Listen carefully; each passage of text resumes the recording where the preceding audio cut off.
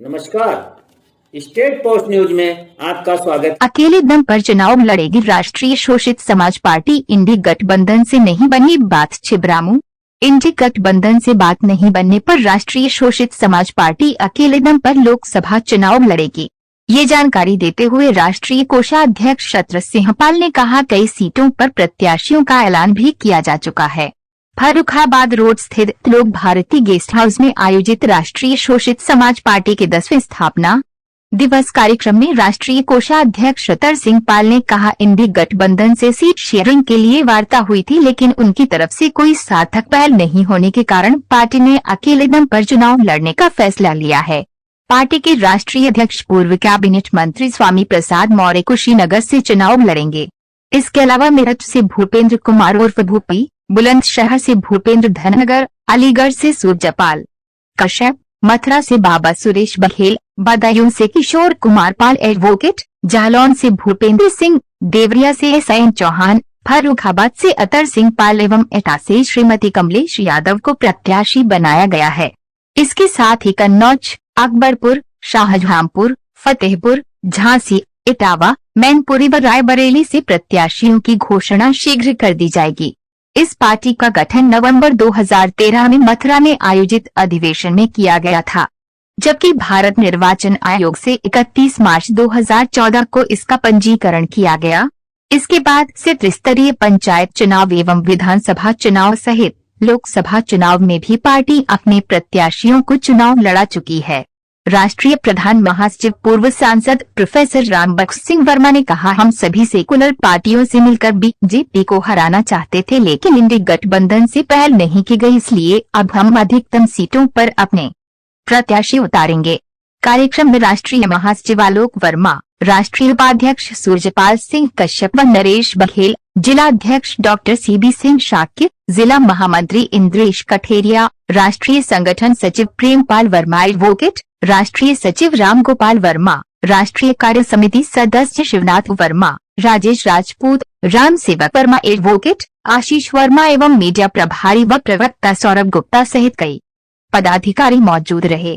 छिबरामऊ से संपादक अमन के साथ संजीव मिश्रा की रिपोर्ट। स्थापना दिवस 31 मार्च 2024 को मनाने का उद्देश्य और जो आज की गतिविधियां हैं, कन्नौज क्षेत्र से भी लोकसभा से प्रत्याशियों के बारे में कुछ चर्चाएं करनी थी और मुख्यतः यह कार्यक्रम स्थापना दिवस के रूप में ही मनाया जाता है।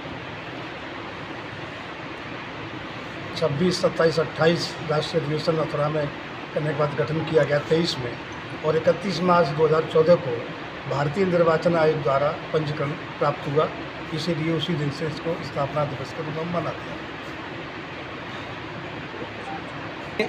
प्रत्याशियों को उतारा है कहीं ना कहीं। जी हाँ, मेरठ से, बुलंदशहर से, मथुरा से, अलीगढ़ से, एटा, फर्रुखाबाद, कुशीनगर और देवरिया और ऐसे कई लोकसभा क्षेत्र हैं। जालौन में भी शायद। जी हाँ। आज पार्टी का कौन सा स्थापना दिवस है? ये 10वां स्थापना दिवस है। पार्टी ने अभी तक कहाँ कहाँ चुनाव लड़ा और कब कितने पार्टी ने 2014 में ही सामान्य लोकसभा निर्वाचन क्षेत्र में मथुरा से पहला चुनाव लड़ा, भूपेंद्र कुमार धनगर को लाया गया। 2015 में पंचायत चुनाव 8-10 जिलों से लड़ा गया। 2017 में जो सामान्य उत्तर प्रदेश का विधानसभा चुनाव हुआ, उनमें 11 सीटों पर चुनाव लड़ा। तत्पश्चात मध्य प्रदेश में करेरा विधानसभा से उपचुनाव लड़ा, जिसमें बसपा की सभा 600 वोट ज़्यादा पाई। उसके बाद लगातार पार्टी चुनाव लड़ रही है। अभी भी 2019 में भी 6 लोकसभा क्षेत्रों पर उत्तर प्रदेश से और 2 पर मध्य प्रदेश से चुनाव लड़ा। 2023 में भी अभी जो मध्य प्रदेश में सामान्य निर्वाचन विधानसभा हुआ, उसमें 73 विधानसभा से जो जनपद रीवा में स्थित है, वहाँ से प्रत्याशी चुनाव लड़ा। बिल्कुल फूक चुका है। ऐसे में क्या गठबंधन के जरिए चुनाव लड़ा जाएगा यूपी में, या फिर आपकी पार्टी अकेले चुनाव? देखिए, अभी 22 फरवरी को श्री स्वामी प्रसाद मौर्य पार्टी में शामिल हुए और उन्हें हम लोगों ने कार्य समिति ने राष्ट्रीय अध्यक्ष बनाया।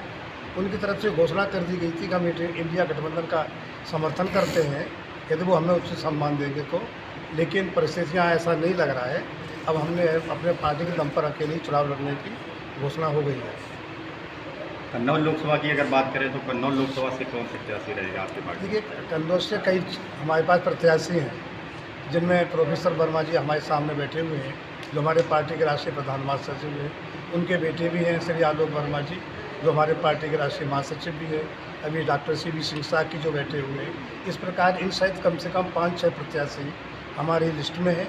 बहुत जल्दी इसका खुलासा आप लोगों के लिए कर दिया जाएगा। कन्नौज सीट बहुत अच्छी तरह से दमदारी से पार्टी यहाँ पर चुनाव लड़ेगी। मुख्तार अंसारी का जिस तरह से निधन या मौत हुई है जेल में, तो उस पर कहीं ना कहीं कई मंत्री टिप्पणी भी कर रहे हैं।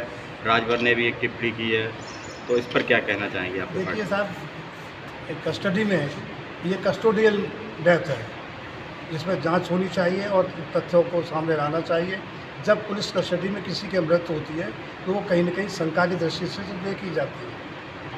यहाँ शंका होना लाजमी है और सरकार के जो बयान आते रहे उस हिसाब से स्पष्ट होता है कहीं न कहीं कुछ गड़बड़ जरूर है।